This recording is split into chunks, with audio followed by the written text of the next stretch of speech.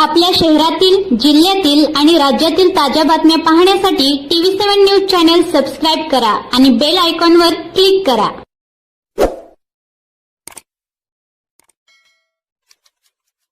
सागर बंडू मेटकरी, सांगोला विधिज्ञ संघ, सांगोला सदस्य. परवा 31/3/2026 रोजी संध्याकाळी माझ्या भावाला इथं आणले असल्याची घटना घडली. मला नातेवाईकाकडून कळालं. त्यावेळेला मी इथं आलो असता, इथं चौकशी संदर्भात इथं आलो असता, इथं PI घुगे साहेब यांनी मला धरून तू कोण आहे विचारलं असता. मी सांगितलं मी वकील आहे, माझ्या नातेवाईक इथं आहेत, मी चौकशी संदर्भात इथं आलेलो आहे. PI घुगे साहेब यांनी मला कानफडात लावली. तिथून मला तिथे घेऊन पलीकडे पत्र्याच्या तिथं नेले. तिथं 2-3 कानाखाली लावली आणि तुझी वकिली तिकडं कर, इथं यायचं नाही असं सांगितलं. आणि माझ्याकडून जबरदस्तीनं मोबाईल काढून घेतला. त्यावेळेला मोबाईल काढून घेऊन मला तिथं बाहेर बसवून ठेवलं. 9:30 पासून ते संध्याकाळी 1:30 वाजेपर्यंत त्यांनी बसवून ठेवलं. नंतर कोऱ्या कागदावरती माझी सही घेतली आणि त्यानंतर माझा मोबाईल दिला आणि मला सांगितलं की तू ह्याच्या विरुद्ध कुठं माझ्यावर अलिगेशन केलंस तर तुझ्यावर या गुन्ह्यात सहआरोपी तुला करू, दुसऱ्या खोट्या गुन्ह्यात तुला अडकवून येतील, अशा पद्धतीची मला धमकी दिली. तुम्ही इथे येत असताना तुमचा वकिलीचा जो युनिफॉर्म असतो त्या युनिफॉर्ममध्ये तुम्ही आले होते का सिव्हिलवर तुम्ही आले हो, होते? व्हाईट शर्ट आणि म्हणजे ब्लॅक ब्लॅक तुमचा कोट वगैरे असतो काय तुमचा असं त्याच्यावर तुम्ही आले होते का सिव्हिलवर आले होते? शर्ट आणि पॅन्ट. ठीक आहे. आणि आमच्या दुसरी माहितीवर गोष्ट तुम्ही- आम्हाला असं कळण्यात आले की तुम्ही त्या घटनास्थळी पण होता, तिथं तुम्ही नाव खोटं सांगितलं म्हणून. हे खरं आहे का? खोटं नाव सांगितलेलं नाही माझं. त्यांनी आधार कार्ड घेतलं आणि त्याच्यावरून त्यांनी माझं नाव घेतलेलं आहे. मला 35 नोटीस पण दिलेली आहे त्यांनी. बरं. मी नातेवाईक आहे असे असल्याने. तुम्ही तुम्ही इथं आल्यानंतर इथं साहेबांना आल्यानंतर तुम्ही सांगितलं का PI साहेबांनी तुमचं काय बोललं? तुम्ही सांगितलं का मी वकील आहे सांगोला हो, मी कोर्टात सांगितलं. अशी काय तुमची हो, बातचीत मी झाली वकील का? आहे असं सांगितलं असताना मला त्यांनी कानाखाली मारली आणि तिकडे परपटत नेलं. त्याच्या सोबत 4-5 पोलीस कर्मचारी पण होते. असं कळलं की तुम्ही घटनास्थळी तुम्ही होता, नाही मी घटनास्थळी. कोणत्या घटनास्थळी? ज्या तिथे घटना ज्या घडली ठिकाणी घटना घडली त्या नाही मी त्या ठिकाणी तिथे तुम्ही होता. नव्हतो. बारच्या वतीनं तुमचं आता सगळं निवेदन काय आहे आणि बारच्या आता काल परवा तुमच्या बारच्या सगळ्या निवडी झाल्या. आता ह्या निवेदन तुम्ही एक दिले आज पोलीस स्टेशनला, तक्रार तुम्ही अर्ज दिला, निवेदन दिले, यात तुमचं म्हणणं काय बारच्या वतीनं? वकिलावर हल्ले व्हायला लागले.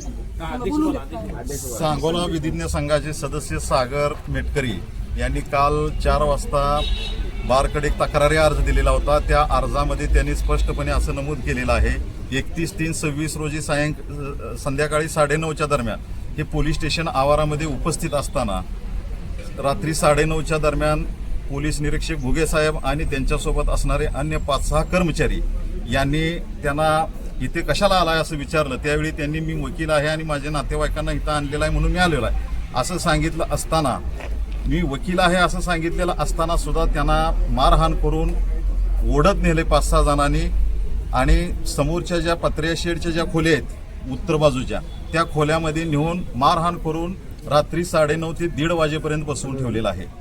खरं तर वास्तविक ही वकील आहे असं सांगून सुद्धा जर वकिलावर असा अन्याय होत असेल, त्रास होत असेल तर वकील संघटना कदापि शांत बसणार नाही. जोपर्यंत दोषीवर कठोरात कठोर कारवाई जोपर्यंत होणार नाही त्याबाबत आम्हाला आमरण उपोषण करावं लागलं चालेल, जिल्हा पोलीस प्रमुखांना भेटावं लागलं तरी चालेल, DGला भेटो, हायकोर्टापर्यंत जाऊ, सुप्रीम कोर्टापर्यंत जाऊ.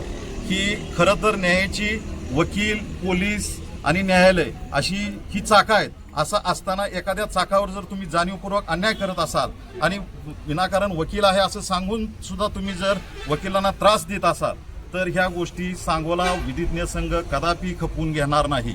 जोपर्यंत ह्या जे दोषी आहेत या सांगोला पोलीस स्टेशनमध्ये CCTV असतील, कारण शासनाचा SOP तसा आहे, पोलीस स्टेशनचा प्रत्येक कोपरा कोपरा CCTV मध्ये कव्हर झाला पाहिजे आणि त्या अनुषंगानं त्या CCTV मध्ये आम्ही असं म्हणणार नाही जे दोषी असतील त्यांना पाठीशी आम्ही मुळीच संघटना पाठीशी घालणार नाही. पण जर आमचे वकील दोषी असतील नसतील पण जे त्यांच्यावर वकील आहे असं सांगून सुद्धा मारहाण करणं आणि त्यांचं जे घटनेनं त्यांना जे स्वातंत्र्य दिलेलं आहे कोणताही त्यांचा रोल नसताना त्यांना 9:30 ते 1:30 वाजेपर्यंत का बसवून ठेवलं? जर आरोपी असतील तर आरोपी का केलं नाही? ह्या गोष्टीचा खुलासा होणं गरजेचं आहे आणि जे कोणी हे कृत्य केलंय त्यांना कठोरात कठोर कारवाई झाली पाहिजे हीच आमची वकील या संघटनेची. घटनेमध्ये प्रशासन आणि कायदा असं एकमेकाच्या विरुद्ध चाललेली घटना होती. तर तुम्ही सगळे वकील संघटना म्हणून तुम्ही खूप तज्ञ आहात, प्रशासन सुद्धा खूप तज्ञ आहे. यात तुम्ही तोडगा काढायचा तर कशा पद्धती तुम्ही काढणार, मार्ग कशा पद्धती तुम्ही काढणार किंवा तुम्ही याच्यावर काय पुढे कारवाई करत जाणार तुम्ही?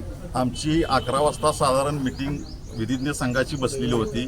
त्या घटनेच्या जी ह्यांनी तक्रारी अर्ज दिलेला होता त्या अनुषंगानं आम्ही PI साहेबांना या पोलीस स्टेशनचे प्रमुख म्हणून आम्ही त्यांना फोन केलेला होता आणि ह्यात काय तोडगा निघतोय का ह्याचा सुद्धा प्रयत्न केलेला होता, परंतु ते काय इथं उपलब्ध नाही. त्यांनी सांगितलं मी बाहेर आहे. त्यांनी असंही सांगितलं नाही मी 1:30 वाजता येतो, 2 वाजता येतो, 4 वाजता येतो, असाही त्यांच्याकडून काय पॉझिटिव्ह आम्हाला रिस्पॉन्स आलेला नाही. त्यामुळं आम्ही हे आमच्या सनदशीर कायदेशीर मार्गाने जे काही आंदोलन आहे ते आंदोलन सुरू केलेलं आहे. समजा ही घटना जर खोटी ठरली तर तुम्ही काय पुढं करा? ही घटना 100% खरी आहे आणि जर तुम्ही ह्याची हमी आम्हाला देणार आहे का बाबा ही जर घटना खरी असेल तर काय त्याचं पाठपुराव्यानंतर जर असं काही झालं तर अजिबात होणार नाही ह्याची आम्हाला खात्री आहे. आमच्या सदस्यावर आमचा विश्वास आहे. ओके. जो काही गुन्हा या 2 ग्रुपमध्ये जो घडला आहे त्याच्याबद्दलचं पोलीस स्टेशनला गुन्हे दाखल झालेत, त्यांना कुणाला अटक केलं असेल त्याच्याबद्दल आम्हाला काहीही म्हणायचं नाही. फक्त एक आहे की जो वकील म्हणजे आमच्यातला इथं हजर होता, त्याचे नातेवाईक अटक केले होते म्हणून तो आला होता, त्यानं पहिल्यांदा नाव जरी समजा भीतीपोटी मेटकरी हे नाव असल्यानं भीतीपोटी जरी चुकीचं सांगितलं असलं तरी केवळ दहशतीमुळं तिथल्या मारहाणीमुळं त्यानं सांगितलं. पुन्हा त्यानं आपलं खरं नाव सांगितलं. पहिल्यांदा त्याला 2-3 मुस्काडात दिल्या असं त्याचं म्हणणं आहे आणि पुन्हा नंतर त्यानं मी वकील आहे असं सांगितल्यानंतर पुन्हा त्याला एका पत्र्याच्या खोलीत नेऊन लाथाबुक्क्यानं मारहाण जी झाली त्याला फक्त आमचं ऑब्जेक्शन आहे. त्याला फक्त आमचं तुम्हाला पोलिसांना आपण दोघंही पोलीस स्टेशनसुद्धा ही जनतेत शांतता निर्माण करण्याचं कायद्याचं संरक्षण करणारी संस्था आहे, ह्याच्याबद्दलचा प्रश्न नाही. आम्ही सुद्धा वकील सगळे जे आहे ते सुद्धा कायद्याला मदत करणारीच माणसं आहे. मग अशा परिस्थितीत तुम्हाला वकील आहे म्हणून सांगितल्यानंतर तुम्हाला ह्या वकील या संज्ञेची तुम्हाला एवढी ॲलर्जी पोलीस स्टेशनला का, पोलिसांनी का, हा प्रश्न फक्त माझा आहे आणि त्यासाठी फक्त आम्ही इकडं आलेलो आहे, त्यासाठी आम्ही तक्रार दिलेली आहे. मला ह्याच्यापेक्षा दुसरं काय सांगायचं नाही.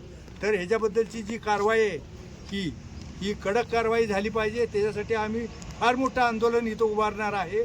सगळा जवळजवळ महाराष्ट्रातले जवळजवळ 5-7 तालुके आज बंद आहेत, कोर्टातलं कामकाज बंद आहे सगळं. आणि अशा परिस्थितीत जो अन्याय झालेला आहे, कायद्यात मारहाण करण्याची कसलीही तरतूद नसताना तुम्ही एका वकिलाला वकील आहे म्हटल्यानंतर म्हणजे त्याचा म्हणजे इतकी असूया तुम्हाला वकिलाबद्दल का निर्माण झाली हेच आम्हाला काय कळेना. म्हणून आम्ही आपल्याकडं इथं आलेलो आहे. ह्याच्याबद्दलची सगळ्यांनी म्हणजे वाचा आमच्याही तुम्ही सगळ्यांनी फोडली पाहिजे आणि ह्याला आम्हाला न्याय मिळाला पाहिजे अशी परिस्थिती आहे. त्यामुळं एवढंच बोलून मी माझे 2 शब्द संपवणार आहे. सिनियर वकील म्हणून हो. तुम्ही या सगळ्या वकील संघटनेला तुमच्या आणि सगळ्या ज्युनियर आणि सिनियर सगळ्या लोकांना तुम्ही काय सल्ला द्याल या घटनेतून? या घटनेतून मी असा सल्ला देईन बरं का, आलं का लक्षात, एखादं कायदेशीर काम असलं त्याच्याबद्दलचं पोलीस स्टेशनला यायला वकिलांना हक्क आणि अधिकारच आहे. तुम्ही जी मगाशी एक प्रश्न विचारला मी ऐकत होतो तिथं, तुम्ही ड्रेसवर आला होता का पोलीस स्टेशनमध्ये? पोलीस स्टेशनमध्ये ड्रेसवर येण्याची काय कारण बी नाही. पोलीस स्टेशनमध्ये ड्रेसवर येणे त्याचा प्रश्न विचारायचा कारण म्हणजे आज तुम्ही सगळेजण युनिफॉर्म मध्ये आहात. असं द्या. कारण कसं होतं हे तुम्हाला कळायसाठी आलो आम्ही वकील आलोय म्हणून. नाहीतर तुम्ही पुन्हा तेच प्रश्न विचारला असते, तू वकील आहे का, तू वकील आहे का, तू वकील आहे का, तुझं नाव काय, तुझं नाव काय, हे तुम्ही विचारलं असतं बरं का. पोलीस स्टेशनला कोट घालून इथं यायची वकिलाची काही गरज नाही. आलं का लक्षात? आणि त्यानं ज्या वेळेला पहिल्या 2 तडकाने हाणल्या तो वकील आहे ही माहित नव्हतं तुम्हाला, तो अनाधानानं मारल्या त्याच्याबद्दल आम्हाला काय म्हणायचं नाही. परंतु ज्या वेळेला त्यानं वकील आहे म्हणून तुम्हाला सांगितलं त्यावेळेला चिडून जाऊन तुम्ही वकील आहे म्हणल्यानंतर जी मारहाण केली ती तुम्ही वकिलाचा त्याचा एकट्याला मारहाण तुम्ही केलेली नाही, या वकील संघटनेला प्रत्येक वकिलाला मारहाण केली असं माझं म्हणणं आहे. 2 मिनिटं. त्यामुळे कारवाई ही झालीच पाहिजे. त्यांना पहिल्यांदा प्रश्न विचारल्यावर त्यांनी सांगितलं की मी सांगितलं होतं आधी मग मला मारले. आता तुम्ही म्हणताय की आधी मारलं आणि मग नाव सांगितलं. आधी पहिल्यांदा जी मारहाण झाली होती 2 तडकाने त्यांनी सांगितलेली माहिती मी सांगतो बरं का. आलं का लक्षात? त्यानं चुकीचं नाव मी सांगितलं होतं, भीतीपोटी त्याने चुकीचं नाव सांगितलं होतं. मी मेटकरी आहे म्हणून सांगितलं नाही नाव, मी सरगर आहे म्हणून नाव सांगितलं, मारतेली म्हणून. पण पुन्हा ज्या वेळेला त्याला 2 तडकाने दिल्या त्यावेळेला त्याने त्याचं नाव सांगितलं, माझं खरं नाव मी वकील आहे म्हणून. वकील आहे म्हणल्यानंतर पुन्हा त्याला उचलून नेऊन त्या पत्र्याच्या खोलीत मारलेलं आहे. ओके. हे असं चालणार नाही. कायद्यात तरतूद नाही तुम्ही मारहाण करण्याची. आणि काय दमदाटी देऊन लिहून जरी घेतलं तुम्ही, ज्या अर्थी लिहून घेतलं या त्याच्याकडे मी तक्रार करणार नाही, त्या अर्थी तुम्ही गुन्हा तुमचा कबूल केलाय असं मी समजतो.